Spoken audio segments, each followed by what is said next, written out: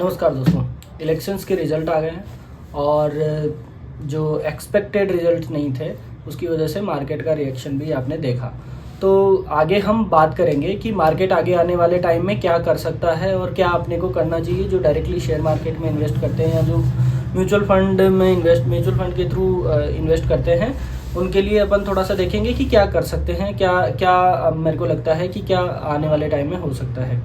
तो चलेंगे, 3 दिन की कहानी है वो देखेंगे। पहले एग्जिट पोल के दूसरे दिन मार्केट खुलता है, बहुत अच्छा गेन मिलता है, प्रॉफिट मिलता है मार्केट में जब एग्जिट पोल के दूसरे दिन मार्केट ओपन होता है। तो क्योंकि एक्सपेक्टेड था कि सारे के सारे एग्जिट पोल जो थे उनमें दिख रहा था कि मोदी गवर्नमेंट विद मेजोरिटी आ रही है। तो जब ऐसा लगा तो उसके बाद में मार्केट ने अच्छा पॉजिटिव रिएक्ट दिया।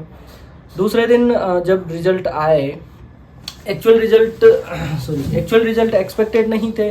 बीजेपी 272 से नीचे रह गई, भारतीय जनता पार्टी जो 272 से नीचे रहने के कारण जो मार्केट है वो एक्सपेक्टेड था कि वो गिरा, मतलब अनएक्सपेक्टेड नतीजे आए तो मार्केट गिर गया। मार्केट को ये एक्सपेक्टेड नहीं था कि इतने खराब रिजल्ट आएंगे तो मार्केट गिरा। तो मार्केट अपना रिएक्शन देता है जब भी कोई अनएक्सपेक्टेड चीज़ होती है वो। तो पहले तो अपन ये समझेंगे कि मार्केट दूसरे दिन इतना क्यों गिरा। 4-5% निफ्टी गिरा, 4-5% सेंसेक्स गिरा, क्यों गिरा। तो अगर अपन देखें तो पिछले 10 साल में एक स्टेबल गवर्नमेंट थी। तो जब एक स्टेबल गवर्नमेंट होती है तो वो एक इकोनॉमी के लिए बहुत अच्छी चीज़ होती है। इकोनॉमी में स्टेबिलिटी होती है, इकोनॉमिक पॉलिसीज़ अच्छी आती है, ग्राउंड पे काम दिखते हैं। जैसे आपने भी देखा होगा कि कितना डेवलपमेंट हुआ है पिछले 10 साल में। अगर चाहे वो फिस्कल डिसिप्लिन की बात हो, जहाँ पे फिस्कल डेफिशिएट को कंट्रोल करना हो, चाहे वो मॉनेटरी पॉलिसीज़ की बात हो, चाहे वो इंफ्रास्ट्रक्चर डेवलपमेंट की बात हो, हर पैमाने पे बहुत अच्छी परफॉर्मेंस थी पिछले 10 साल में गवर्नमेंट की। तो मार्केट क्या करता है कि जब भी कोई इकोनॉमिक रिफॉर्म्स होते हैं या इकोनॉमिक डेवलपमेंट होता है तो मार्केट, क्योंकि मनी रिलेटेड होता है, तो सीधा उसको बेनिफिट देता है। तो मार्केट को लगा कि अगर स्टेबल गवर्नमेंट नहीं है, कोलिशन वाली गवर्नमेंट आती है तो इसका इम्पैक्ट कहीं ना कहीं इकोनॉमिक पॉलिसीज़ पे पड़ेगा, जो इंफ्रास्ट्रक्चर डेवलपमेंट के जो काम चल रहे हैं उन पे पड़ेगा, फिस्कल डिसिप्लिन पे पड़ेगा, या मॉनेटरी पॉलिसी पे कहीं ना कहीं एक थोड़ा तो नेगेटिव इम्पैक्ट पड़ेगा। तो इसलिए मार्केट गिरा। एक रीज़न तो ये था। दूसरा रीज़न ये था कि मार्केट जो है वो एक्सपेक्टेड था कि स्टेबल गवर्नमेंट आएगी और अनस्टेबल गवर्नमेंट आई। तो स्टेबल गवर्नमेंट का अलग वैल्यूएशन मिलता है। स्टेबल गवर्नमेंट जब होती है तो क्योंकि इकोनॉमिक पॉलिसीज़ में स्टेबिलिटी होती है, मार्केट अलग वैल्यूएशन देता है। जैसे किसी शेयर का 20 का प्राइस टू अर्निंग मल्टीपल हो गया या 25 का प्राइस टू अर्निंग मल्टीपल हो गया, तो उसका जो फैक्टर है वो फैक्टर्ड इन नहीं था, तो प्राइस में फैक्टर नहीं था, तो वो मार्केट ने कहीं ना कहीं करेक्ट किया। दूसरा रीज़न ये हुआ। और अब दूसरे दिन जब तीसरे दिन, मतलब रिजल्ट आया उसके दूसरे दिन, एग्जिट पोल के तीसरे दिन, मार्केट वापस से थोड़ा रिकवर किया। क्योंकि मार्केट को लगा कि चलो ठीक है, कोलिशन वाली गवर्नमेंट भी है बट इतनी बुरी पोजीशन में नहीं है भारतीय जनता पार्टी कि उनको बहुत ज़्यादा कॉम्प्रोमाइज़ करना पड़ेगा कहीं ना कहीं जाके। तो उसकी वजह से मार्केट रिकवर हुआ। तो ये 3 दिन की कहानी तो ये हो गई। अब बात करेंगे कि आगे अपने को क्या करना है। जो इन्वेस्टर है वो आगे कितने टाइम तक वेट कर सकते हैं या क्या वो कर सकते हैं, कैसे उनका प्रॉफिट बनेगा या क्या मार्केट करेगा आगे जा करके। कि पहले तो ये जो इनका वैल्यूएशन है वो कॉन्ट्रैक्ट हो गया। दूसरा मुझे ये लगता है कि अब जो है ना, मार्केट थोड़ा टाइम लेगा, कहीं ना कहीं देखेगा कि कोलिशन वाली जो गवर्नमेंट चलती है वो कैसे वर्क करती है। 100 डेज के लिए या 200 दिन के लिए या 1 साल भी वेट कर ले तो मार्केट उसको पूरा जांचेगा, परखेगा, देखेगा कि ये कैसे काम कर रहे हैं।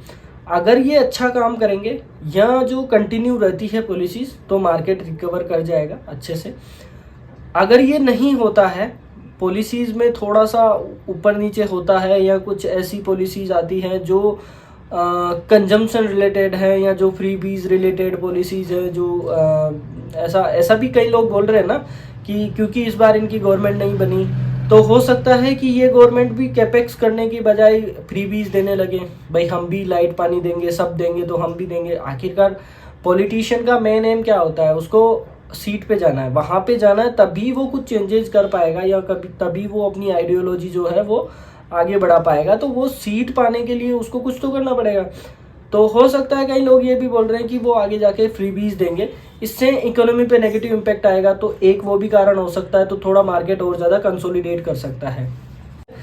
दूसरा ये लगता है मुझे कि मार्केट जो है ऑलरेडी थोड़ा सा ओवरवैल्यूड है, तो हो सकता है कुछ टाइम तक ये ज़्यादा कंसोलिडेट करे, थोड़े टाइम तक अगर नीचे ना जाए और तो यहीं पे रुका रहे, पर बढ़ने के चांसेस अभी मुझे नहीं लगते हैं। सेक्टर वाइज अगर अपन बात करें तो अभी के लिए मुझे ऐसा लगता है कि अगर किसी का PSU कंपनीज में होल्डिंग्स है तो PSU से थोड़ा सा दूर रहें, मुझे ऐसा लगता है, या कहीं ना कहीं अपनी जो होल्डिंग है उसको डाइवर्सिफाई करें। मुझे नहीं लगता PSU में आने वाले टाइम में पैसा बनेगा, क्योंकि कोलिजन वाली गवर्नमेंट है, वही PSU का वही जैसे पहले शोषण होता था वैसे हो सकता है आगे आने वाले टाइम में हो। तो PSU से अपने आप को दूर रखें थोड़ा सा। मुझे लगता है इंडियन IT सेक्टर में और प्राइवेट सेक्टर बैंक्स में और सेलेक्टिव फार्मा में पैसा अभी भी बन सकता है, वहाँ पे जगह है। सेलेक्टिव केमिकल्स भी आप देख सकते हैं, वहाँ पे भी जगह है। तो ये तो हो गई बात जो डायरेक्ट शेयर्स में इन्वेस्ट करते हैं उनकी। अब बात करते हैं डायरेक्ट जो म्यूचुअल फंड के थ्रू इन्वेस्ट करते हैं उनके लिए। अगर आप लमसम इन्वेस्टमेंट कर रहे हैं तो थोड़े टाइम वेट करें, अगर इससे 10% मार्केट गिरता है तो आप लमसम इन्वेस्टमेंट करें।